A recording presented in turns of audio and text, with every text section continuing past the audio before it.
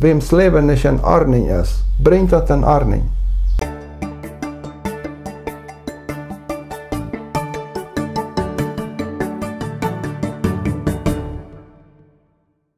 Vandaag zit je met Peter Reja. En ik wil me bedanken bij Reja dat ik hier kan met een beetje wat vertellen. Ook van zijn leven. Hij is ook al niet meer de enige. Du bent hier in Paraguay geboren, ja? Ja.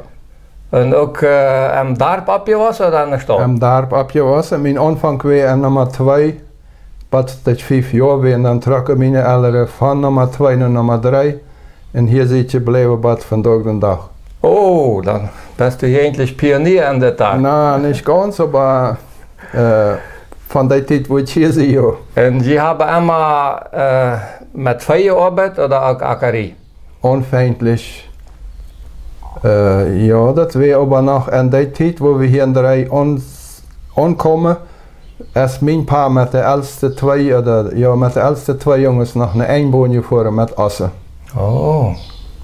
En nachher dann mit Piet auch noch, aber dann ging es eben ab Ackerie und langsam an Feitzucht nennen. Grötbuer, Grötfeitzuchter ist mein Paar niemals gewesen. So 20 bis 50 Kopf Feihafte gehabt, aber hauptsächlich lebte sie von der Wirtschaft, von der Ackerie, von Heiner und von Schwein, von Siska und Manioka und Schoble, was immer dort so auf der Wirtschaft gibt. Wir haben umgelebt. Meine Eltern waren sehr dankbare Menschen, fand ich immer, und haben das Beste gegeben für uns, dass wir überleben können, dass wir nachwachsen können. Wie viele Geschwister hast du? Wir wären eher 9 sind wir gewesen, als sie der Jüngste. Deswegen weiß ich nicht alles von vorher, aber 2 Schwestern von mir sind im Kindesalter gestorben. Ah, okay. Sonst eher 7 bleiben, dann waren wir alle top groß in der Familie. Had je hier am Dorf dann auch eine Church? Ja, für jemanden in der Stadt? Dat wir letztendlich anfänglich Church und Schule und da wir sonntäglich Gottesdienst. Da sind meine Eltern mit uns alle top, dann so eine Möglichkeit immer zur Church gegangen. Wo kannst du dich noch ein bisschen erinnern von deiner Bekehrung oder Taufe? Ja, ich hatte als junger Jung eine Begegnung mit Gott, dass wir aber mehr zu der Zeit als noch gerecht gepredigt wird. Und dafür hatte ich Schiss. Und als die Angst erst vorbei war, leid ich alles noch. So bleibt das bei mir bis mein 20. Lebensjahr, dass ich mich nicht für bekehrt hält und auch noch nicht will. Und auch viele Fehler, die ich gemacht habe, und Sünden eingerodet sind, wo ich aber mit 20 Jahren rausgekommen bin. Dann bekehrt auch meist für die Taufe? Ja, bekehrt. Ich glaube, dass wir an der 86 steht, an der 47 sind ich geboren, 57, 67, ja, 67, 68, als das ganze Team hier war. Ah ja. Dann hielt ich den Raub, auch du bist das gemeint. Und haben mich dann bekehrt und sie war dann, von dann an, was nu auch ein Jahr Mutter Gott bewahrt geblieben im Glauben und auch mein ganzes Leben an für sich. Ich bin dankbar für das, was gewesen ist. Hast du Gelegenheit dann, irgendwann in befreit wahrscheinlich, hast du Gelegenheit an der Gemeinde mitgearbeitet? Ja, ich war 21 und meine Frau war 20, als wir uns befrieden. Dann holte ich ein Haus und wir waren an verschiedenen Gemeinden, aber sie kam kurz eben an meine Gemeinde. Und als wir erst ein paar Jahre an der Gemeinde waren, hatte irgendwer hat gesehen, dass wir vielleicht am Diakonendienst anstehen können und haben dann manche Jahre am Diakonendienst mitgearbeitet. Und hat auch Geld gewonnen, aber es gab auch schwere Zeiten, auch sehr schöne Zeiten. Und du übernammst dann auch irgendwann dann die Paar in der Wirtschaft? Ja, das war all passiert, als ich mich bekehrt habe. Von 19 Jahren kaufte ich die Wirtschaft all. Weil ich die Jüngste war. Und meine Eltern können nicht mehr auf der Wirtschaft bleiben. So von 19 Jahren übernahm ich die Wirtschaft, meine Eltern trocken in Philadelphia. Okay, okay. Und du bist aber nicht einmal gesund gewesen, geblieben. Du hast auch eine große Operation gehabt. Was ein bisschen davon vertellen? Ja, das war nämlich so, als uns jens da in Brasilien Chast hat, ich habe eine Frau von Brasilien, und da waren wir am Strand, und also möglich, als ich einmal war, da wären ungefähr 100 Trappen auf einem Bäuschnappern. Ich sehe, meine Familie, die kommt mal heran, ich ran alle boven.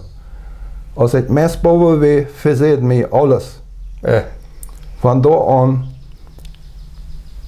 hat der Doktor mir nachher erklärt, was passiert mit seiner. Hat der Blutdruck sich sehr gesteigert, dass mir eine Herzklappe gerettet war. Ja. Und die war total gerettet. So sagt Dr. Wins mit an der Zeit in der 4. Operation. Und das war, ich war nach dem Jahr gescheit, als das ist klar war. Der Doktor sagt mir das ganz offiziell, dass du wirst eine Operation begehen. Aber du musst pünktlich hier ankommen zur Untersuchung, wann das erste weit ist, wo ich sage, nö. Wie alt warst du dann? Bis 60. Oh, okay. Und dann wird der Termin da, dass du operieren. Ja. Und du hast bei einem Schweizer, der auch Doktor ist. Ja. Mag der da mit? Empfiehlt der dort zu operieren? Der hat mir sehr belehrt dabei und hat das auch empfohlen. Und wir selbst dabei bei der Operation. Ah ja. Was sagt er alles? Naja, er sagt, Papa, ich wollte am Horten entschieden. Der Doktor hat mir Erlaubnis dabei zu sein. Und ich sage dir dann noch, hast du ihn gutes Tod oder hast du ihn schlechtes Tod? Hast du einen reinen Tod oder einen Riesen? So wird das ungefähr gemeint sein. So, du hast dann aber da mit was erlebt. Was kannst du davon vertellen? Ja,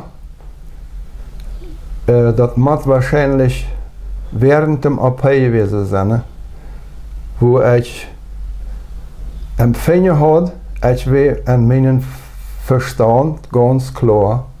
So habe ich empfangen und da sehe ich von diesem Tag noch von überzeugt. Und ich war aber nicht mehr bei mir. Ich war nicht mehr bei meinen Körper, sondern ich schwebte. Irgendwo schwebte ich.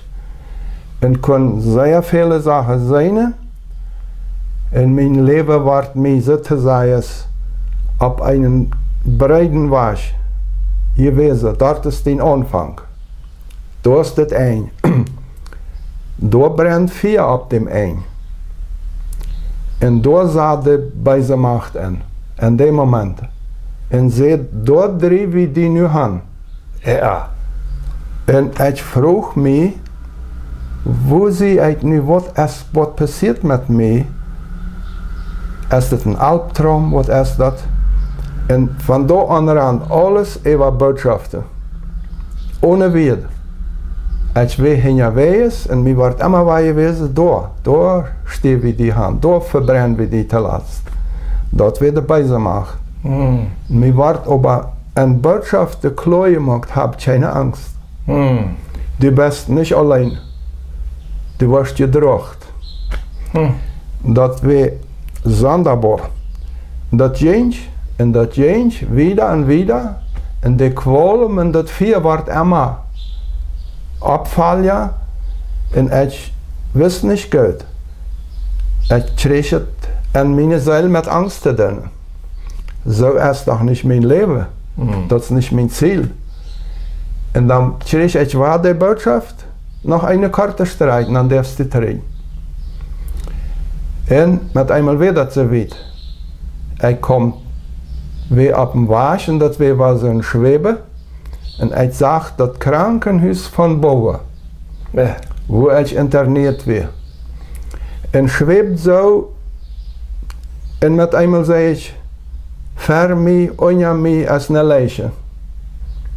Und ich sagte ganz klar und deutlich, und sei mit einmal, das sind ja meine Beine. Und damit ich mich erkannt, wie ich an mich bin.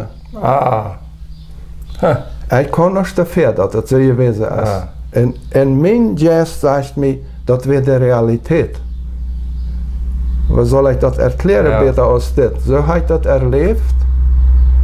Und ich habe mich als ich auf der Straße war, sehr viel gefragt, warum wieso mache ich das? Im Nachhinein, als alles vorbei wäre, dann frage ich nicht mehr, warum mache ich? Ich darf. Und da weet ich aber dann, was das trägt an mich selbst. Ja? Und der Doktor hat mir sehr fein erklärt, der Operationsdoktor selbst, am Abend vorher für die Operation, wir waren die sehr stark Remedien gegeben zum Diebschlupen und wir waren die 14 Stunden im Kammer holen. Und die 14 Stunden, was ich, so empfing ich dort von Tag, was ich dann noch im Kammer war, auf Intensivstation. Da kann ich die 3 Arbeiter klar und deutlich erkennen, was Runden der Stunde. Und im Nachhinein weiß ich, dass das wäre 7 Intensivstationen, was also eine Halbmondfarm wäre. Da hat nachher becheckt und alles darauf kontrolliert, das stimmt ganz nah überein. Mit das, was ich an den 14 Stunden im Kammer da erlebt habe. Und da wäre die ganz ratste Anfechtungen von der Beisemeister. Aber die Goude auch war. Die Goude immer war da. Sehr ruhig. Hier sind noch andere, die das sagen. Die haben nicht das sagen. Die waren die Einzige. Die sind auch dort, das ist real. Aber das real ist eine andere Macht. Als du dann so durchschwebt und an den Beinen ankommst, bist du dann wahrscheinlich abgeweiht. Nee, so würde ich das nicht sagen, sondern die 14 Stunden, das wäre die Nacht. Laute Nacht muss das gewesen sein. Jeden Abend operierte die Bad Glock 10. Die Zeit denke ich mal, so habe ich das empfangen, wie ich war. Ja. Dann komme ich zurück. Dann kann ich von meinem Körper aus die 3 Personen beobachten. Okay. Und die Beise Macht nutzt das aus. Die früh, die checkt die Beise nicht. Die wird die diese Nacht anbringen. Und die wird meist kurz eine Spritz abtragen, wird eine Dienst vorkommen und wird da jeften und die best geleibert. Und so passiert das. Kreit so passiert das, bloß ich werde nicht geleibert. Ja. Die deed auch was nennen. Aber die deed ihre Abgabe, bloß die Beise Macht braucht das, um mich zu quälen und mich zu ängsten. So sage ich das von da. Ja. Und die dürfen mich niemals antworten, die satanische Figuren, die sich präsentierten. Die kommen bald nun und werden aufgeblockt. Ah ja. Und ich krieg auch die Botschaft, die dürfen nicht. Die kennen die Grülle, aber die dürfen nicht wieder aus Bato. Dann kommt eine Gelegenheit oder eine Erfahrung und dort wo sie mich abwarten. Das Personal, die holte mich aus dem Kammer raus. Der erste Moment, was mein Empfänger war, nur der war so doch. Dann war das handgreiflich. Ich hielt meine Nummer open, ich wurde gerüttelt und geschüttelt. Und ich dachte, nur der wird dabei sein, mich doch erwischen. Mit einmal ging mir die Augen auf. Das natürliche Leben war da abgeweiht. Ja, die wollen die bloß abwarten. Die holte mich sozusagen aus dem Kammer raus und dann zei ich, das sind ja Menschen. Und dann war ein Moment auch Ruhe vorhanden. Aber die ganz große Qual, was ich dann erlebt habe, das wäre die nächsten 3 Nächte und auch 3 volle Tage. So eine satanische Angriffe hatte ich nie gelebt, dass mir passieren würde. Oh. Die wären rund um die Glock, rum mich, boven mich, wo immer ich hinschaue. Und meine Familie hat mich besucht. Die können ihren Paar nicht verstehen. Und auch meine Freunde nicht. Die haben mir nachher einmal gesagt, ich wüsste wirklich nicht wieder. Ich sage, ich auch nicht. Dann kommt eine Seelsorgerin. Die kümmert sich sehr an mich. Dat wir an Sonne und Abend, jeden Abend alle, dann frage ich dir, gibt es in Asunción eine Gemeinde geistliche Männer, die kommen können und mir eine Salbung geben? Ich war nicht klar. So schaffe ich das nicht. Ja, sagst du, das gibt es. Weil wir mal einen Termin aufmachen. Ich fahre nu mesvoetstreden im Zentrum Asunción und da an unsere Gemeinde.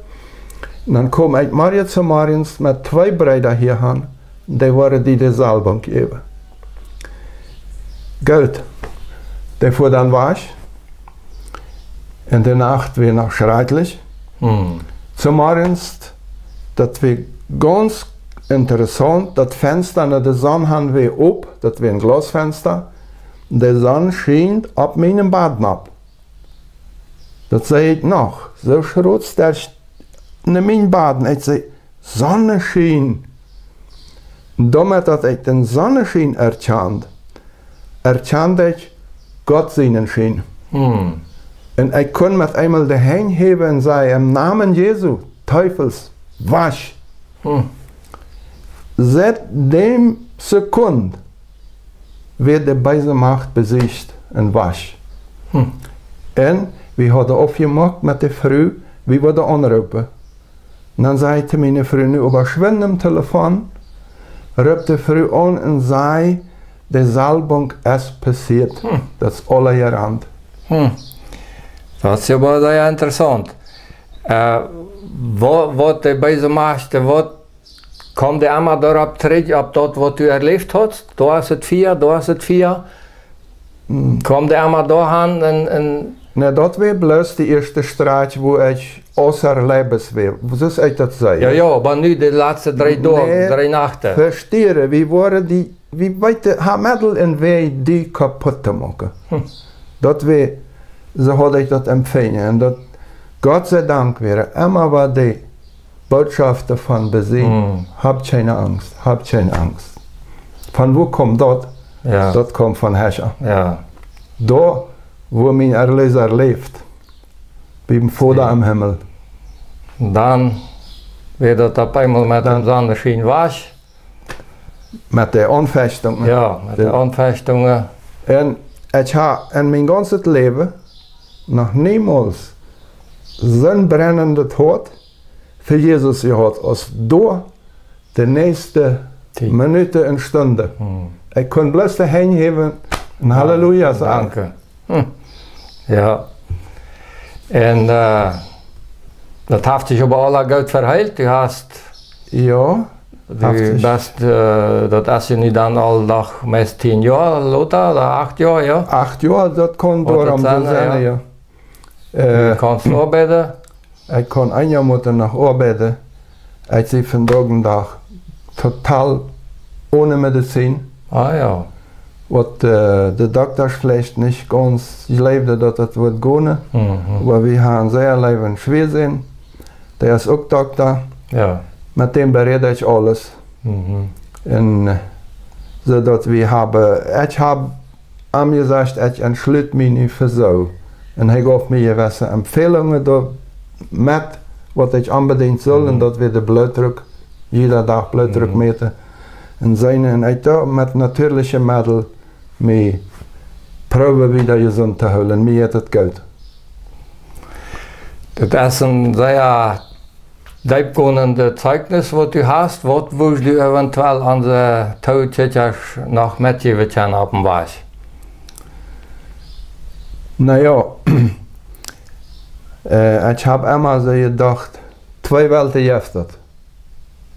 Die böse Macht gibt es. Da bin ich bei 20 Jahren gelebt, bei dem 20. Jahr. Habe mich dann bekehrt und habe das Lager gewechselt. Sie in ein anderes Lager hineingekommen, eine andere Beziehung mit meinem Erlöser.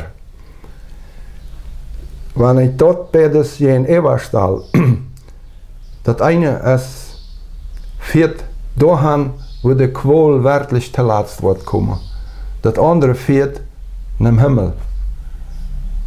Da wo Jesus al verabgegangen ist, und hij is je verabgegangen en is komt weer ons te holen.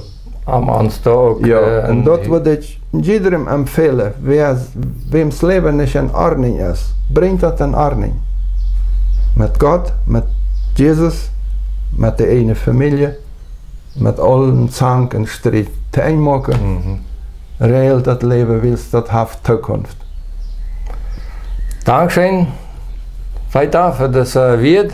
Ich hoffe, dass ihr helfen, auch am Glauben wiederzukommen.